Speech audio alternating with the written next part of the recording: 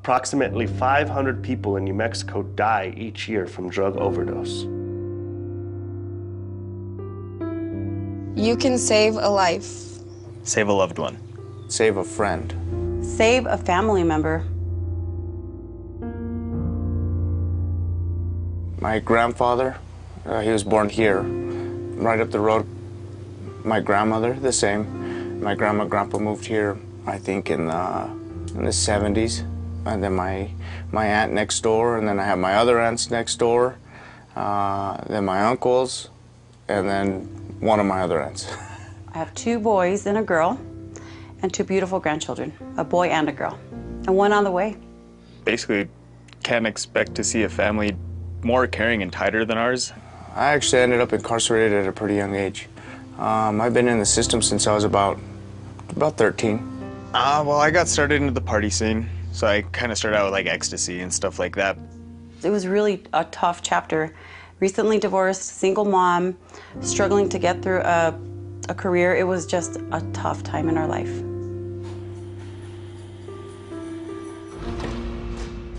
I was in there for about, I think, about 3 to 4 months, I'd say.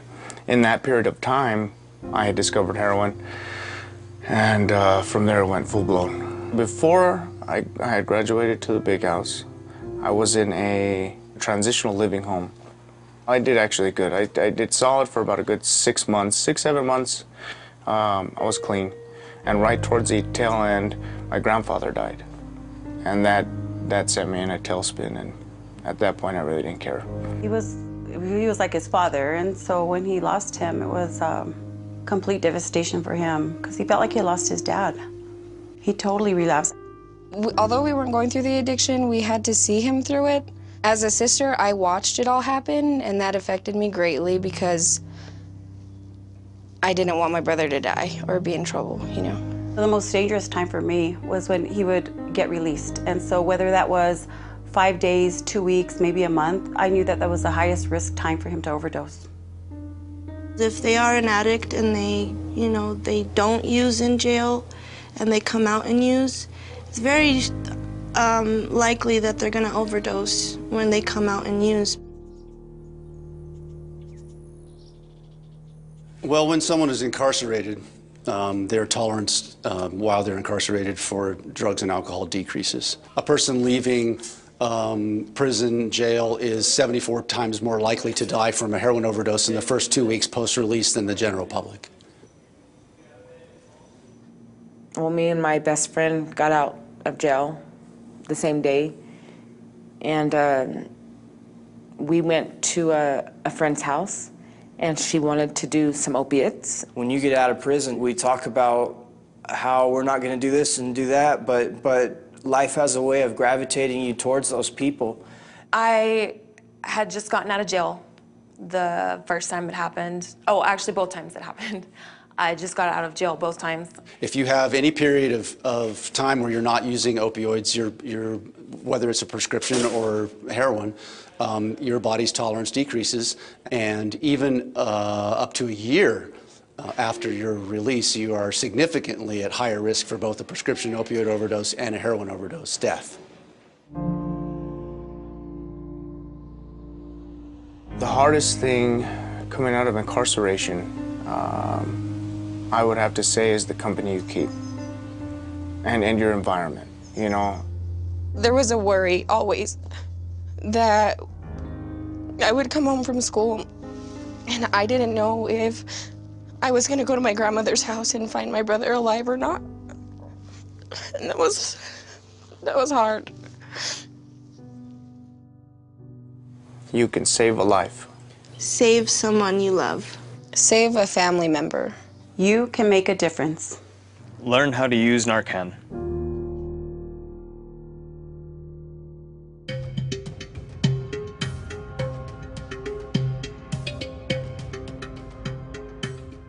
You are more likely to overdose right after you get out of detention.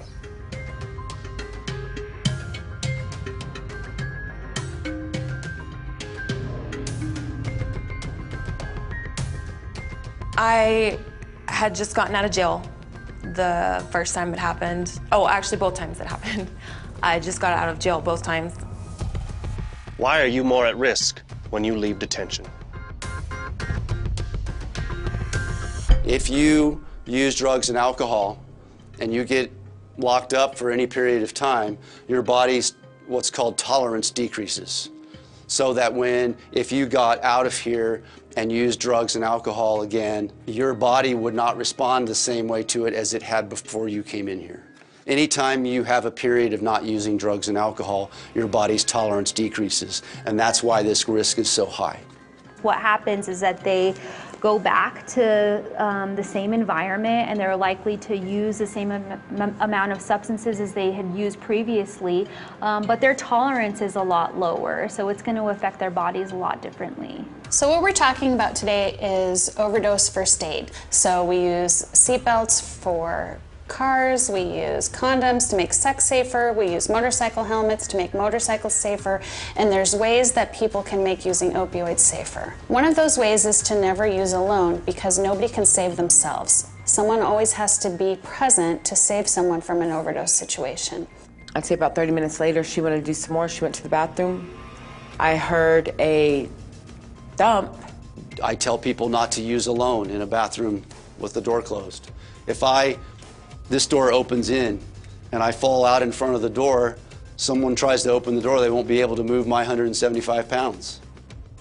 So that's a common thing of people dying in bathrooms after they go in a bathroom to have privacy and to hide if they're injecting drugs. If you mix opioids, which slow your breathing down in doses too high, with alcohol, which also slows your breathing down, and you mix it with any other prescription medications that can also slow your breathing, you're putting yourself at higher risk for going into respiratory arrest from all those combinations of drugs together. If any of you have ever been drunk on alcohol, you know that you are probably more likely to take risks when you have had alcohol in your system. I talk to people about if they're going to be using drugs and alcohol, that they use the drugs first, not being drunk when they do it. When you're intoxicated, you do things that you wouldn't do when you're not. There's also drugs called benzodiazepines. Ativan, Xanax, Klonopin, they call them Xanibars. Xanax, Klonopin, Valium, also slows everything down. So when you mix an opiate with alcohol and a benzo, you have the deadly triad in New Mexico. And those are what cause most deaths in New Mexico, are the combination of those three things. Now, I'm not endorsing that people your age are using drugs and alcohol, but that's the reality. I had a problem with opioids ever since I was probably about 16, 17. Just started out with prescription painkillers. I think I broke my nose in a car accident. And so it started with that, and then once I ran out of that, I moved to anything I could find on the street, pretty much. Also, I talk to people about using one drug at a time. The more drugs you have in your system, and the more drugs you have in your system mixed with alcohol, the higher your risk is for having an overdose. So that's when we called 911, and the paramedic showed up, and we told her that she took too many Vicodins, her prescription medication, and they did the Narcan through the IV, and she came back. I also tell people they can always do more, but once they've done too much, they can't take it back. I know that whenever you get out, I hear that people overdose a lot on heroin. That's what I have heard, because they do what they thought they could do when they get out, and it's too much for them to handle. I teach people that if they're buying drugs from somebody they don't know, that they need to use less of it than what they might normally do, because you never know what's in the drugs that you're getting. Also, have an overdose response plan, which is what we're doing today. So if people know what to do in case an overdose occurs, or if they have Narcan and they know how to use it, then if people take turns using, there'll be someone to help in an overdose situation. You can save a life. A friend. A family member. Learn how to use Narcan.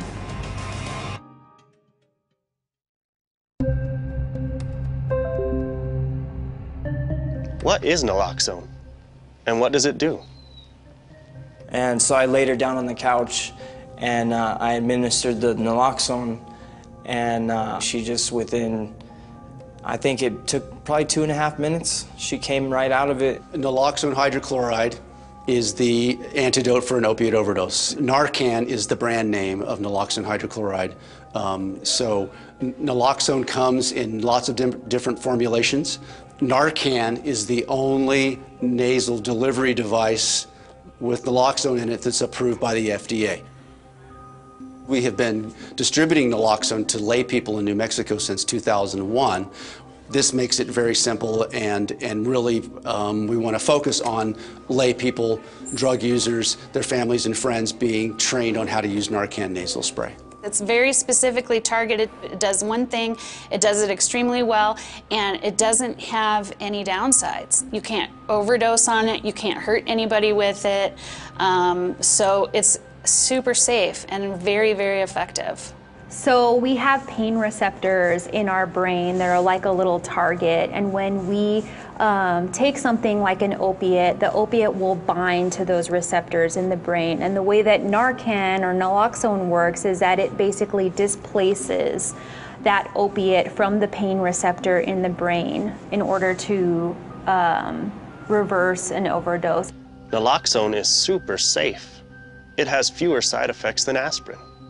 Narcan is not a dangerous drug, so if you were in question about whether or not somebody was down and out because of an opiate overdose, you could administer the Narcan, and if they didn't have any opiates on board, that medication wouldn't do anything, nothing would happen. This is only going to work on the opioid. It's not going to work on the other things.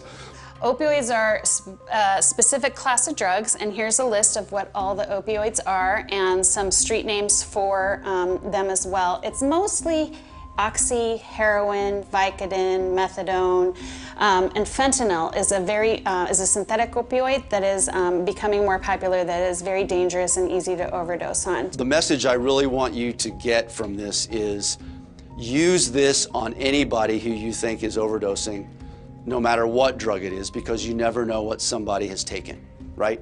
Right. And it will not harm somebody if they are not having an opiate overdose. Save a life. Save someone you love. You can save a life.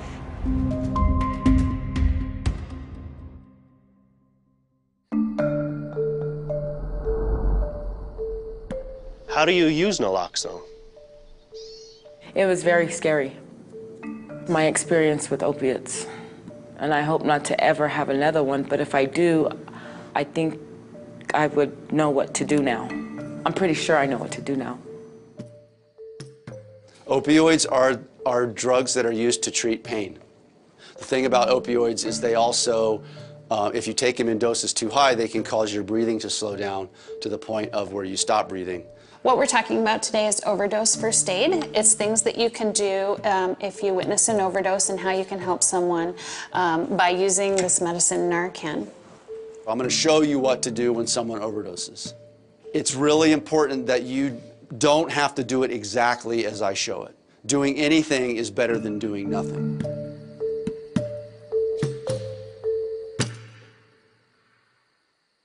How do you recognize an overdose? So the first thing you want to do if you think someone's overdosing is make sure that they're actually unconscious. I try moving, they wouldn't wake up. So the signs of an overdose are like that, right? They won't wake up. They're unconscious and unresponsive. That means they do not respond to you when you say their name, when you shake their shoulder, when you rub on their breastbone. No matter how loud you're talking, they do not respond. And then when the body stops breathing, the lips turn blue, the nails turn blue. But the main thing is they're unconscious and they're not breathing, or they're not breathing well. So we're going to go through several steps of things that you can do if you witness an overdose. You don't have to do them in order. You don't have to do all of them. I'm giving you some tools of things that you can do to help, and if you see an overdose, you decide what's the best thing to do to keep yourself safe and kind of what makes sense in the context of the situation. If it is an overdose, what can you do? Call 911. Clear the airway. Do rescue breathing, and give naloxone. Let's go through it step by step. Let's say this person doesn't respond. Then I'm going to look, listen, and feel for breath. I'm looking for chest rise, I'm listening for breath, and I'm also seeing if I can feel breath on my cheek. Obviously, if they're turning blue, I don't have to look, listen, and feel, because I can already tell they're not breathing. Let's say this person is unconscious and they're not breathing. The first thing I'm going to do is call 911. You might be worried that if you call 911 and the police come, that you could be in trouble for using drugs or being around drugs. But in New Mexico, we have a law that protects people who call for help. You won't be arrested or charged for possession of drugs, even if you are on probation or parole, or if there is a restraining order against you. Under the law today, you are not protected if you are selling drugs or if there is an outstanding warrant for your arrest. So what I say is call and tell the operator what you see. Bernie is blue. I can't wake up my cousin. My brother's not breathing. The first thing I'm going to do is call 911. Then I'm going to look into their mouth to see if they vomited. An overdose is a poisoning. And our body's sort of normal response sometimes to an overdose is to vomit. If there is vomit in their mouth, and I know this is gross, but if you're going to revive this person, you want to get that vomit out of their mouth before you start breathing for them. So I would roll them, in this case, grab their left arm and roll them onto their side. And if I was doing this right now, I would clean out the vomit with whatever I had, whether it was a shirt or if there was whatever's around it. So you want to decide for yourself if you want to put your mouth on another person's mouth. You have to decide. Okay, so let's say you don't want to. This person's puked and you're disgusted, but you have Narcan. Call 911, roll them on their side so that if they vomit more, it goes onto the floor or the ground and not into their lungs, and give them Narcan every 3 minutes. That's better than doing nothing. Roll them on their side, call 911, give them Narcan every 3 minutes. But let's say I am somebody who, even after I cleaned out the vomit, I will still do rescue breathing. I've cleaned out the vomit. I'm going to do what's called the head tilt chin lift. This is gently lifting the person's chin up like this so that you are going to be breathing for them into their lungs and not into their belly. Make sense? I'm going to take my face mask out and put it over their face. And I'm going to pinch their nostrils and give them 2 quick breaths. I'm breathing for them first because an overdosed person is not craving Narcan, they're craving oxygen. And I'm going to give 2 breaths. Pinch the nostrils and breathe. And then I'm going to open up my box of Narcan. The blister pack is already torn for you. Open the Narcan. You don't have to do anything to assemble it. It's ready to go. Take it out like this, put it in the person's nose, put it in the person's nose, and squirt. Don't test or squeeze the plunger until it's in the nose. It only sprays once. How are you supposed to do it every 3 minutes if you only have one of them? Each box has 2 doses. But if you've called 911, you already have emergency responders coming with more Narcan. But each box contains 2 doses. So then I'm going to continue breathing. We've given the first dose. I'm going to pinch the nostrils and give a breath. I'm going to let go and count. 1001, 1002, 1003, 1004. Pinch the nostrils and breathe. Let go. 1001, 1002, 1003, 1004. Pinch the nostrils and breathe. Try to do that for 3 minutes. If you actually are responding to an overdose, you're going to be nervous, scared. You may be shaking, especially if it's someone that you know, and you may not go the whole 3 minutes. It's not going to do any harm if you do it in quicker than 3 minutes. But let's say 3 minutes has passed and the person still hasn't been revived. If they don't revive after 3 minutes, administer another dose of Narcan. It may take more than 1 dose to revive them. I'm going to get my second dose out and give them the second dose. It doesn't matter which nostril. give them the second dose, and then go back to breathing again. 1 breath every 4 to 5 seconds. What do you do after they wake up? When a person wakes up from an overdose, they are definitely confused. Some people will have withdrawal symptoms. So this is the position that you put the person in if you are calling 911 and not doing rescue breathing, or when the person wakes up, this is what the position you roll them in. So what I would do is I would grab, this is his left arm, and watch how easily he rolls over when I do this. I'm going to bend this arm and put it underneath his head, and I'm going to move this knee out like this.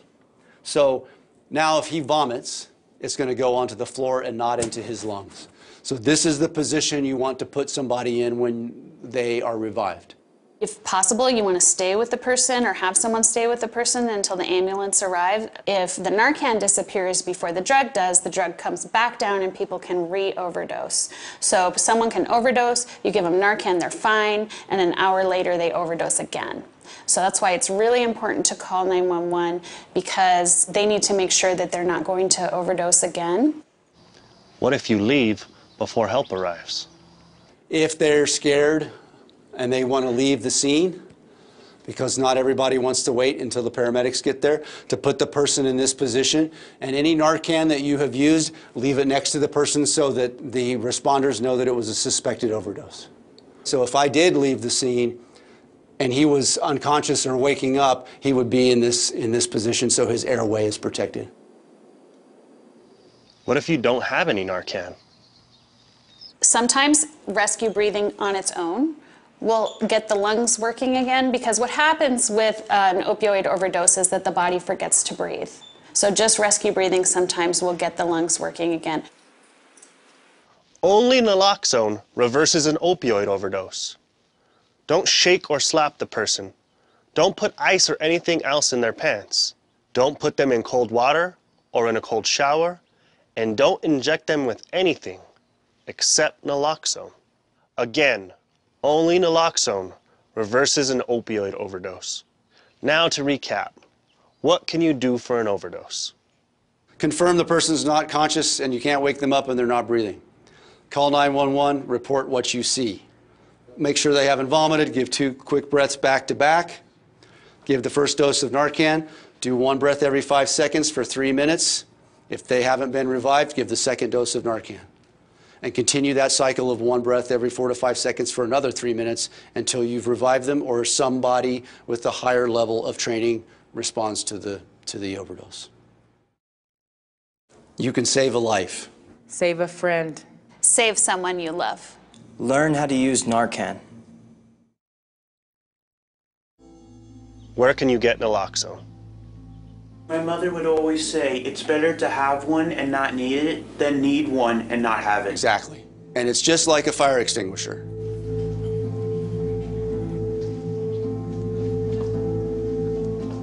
You can get naloxone at a number of places. You don't need a prescription. All right, here at Travis County, we offer a Narcan kit. Ask here before you're released. If you can't get it from this detention facility, check with your local pharmacy, your medical provider, doctor, or community health office.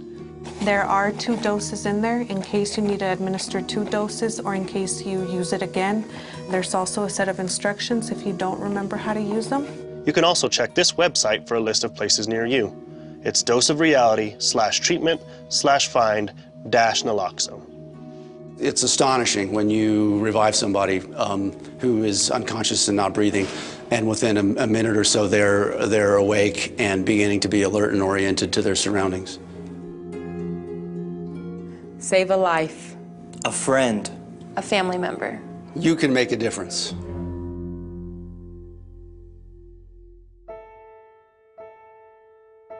What's happening with you right now, this does not have to be your whole life. You can, given opportunities, make changes so that you're not locked up, and this doesn't have to define your future. You can make decisions about having a different future, and don't, I know it's tough being here, but this doesn't have to define the rest of your life. This can be a picture. We all struggle.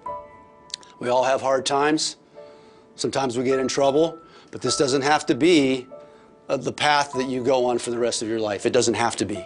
So I encourage you to think of ways that you can make some changes so you don't have to come back here. Because, again, this is one piece. You guys are young, and it doesn't have to define your life path.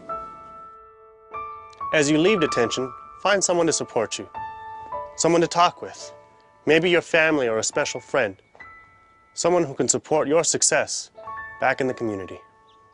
Ana, come make tortillas, Ana. Come on.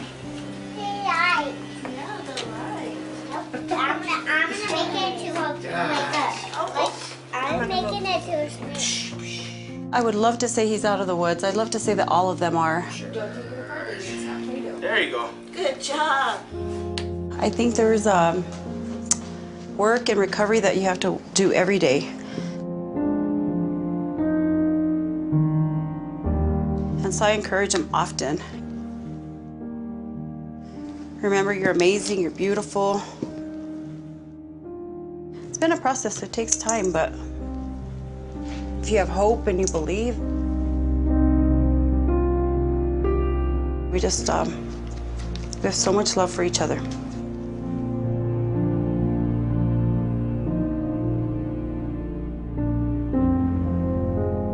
Save a life. You can save a life. A friend. A loved one. A family member. Learn how to use Narcan.